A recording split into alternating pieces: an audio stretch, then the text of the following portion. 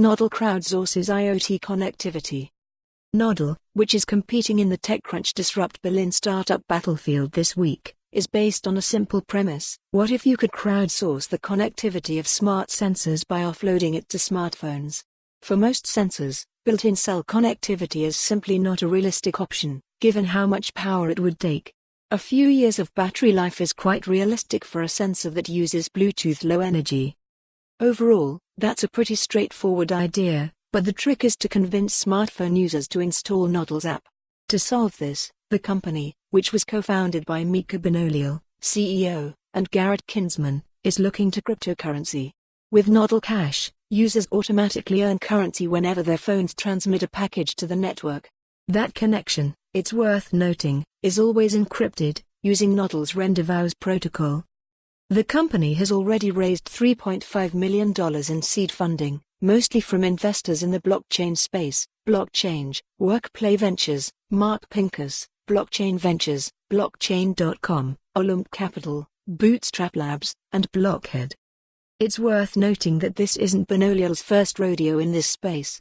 He also co-founded the mesh networking startup Open Garden, which used a somewhat similar approach a few years ago to crowdsource connectivity, and which made a bit of a splash with its Fire Chat offline chat app back in 2014. Open Garden, too, competed in our startup battlefield in 2012 and won our award for Most Innovative Startup. Benoliel left his CEO position there in early 2016, but Nodle definitely feels like an iteration on the original idea of Open Garden. We define the category as crowd connectivity, Benoliel told me. We leverage crowdsourced connectivity for connecting things to the internet. We believe there are a lot of benefits to doing that. He argues that there are a number of innovations converging right now that will allow the company to succeed. Chipsets are getting smaller, and an increasing number of sensors now uses Bluetooth Low Energy, all while batteries are getting smaller and more efficient and blockchain technology is maturing. Given the fact that these sensors depend on somebody with a phone coming by, this is obviously not a solution for companies that need to get real-time data. There's simply no way for Nodle to guarantee that, after all. But the company argues it is a great solution for smart cities that want to get regular readouts of road usage or companies that want to do asset tracking.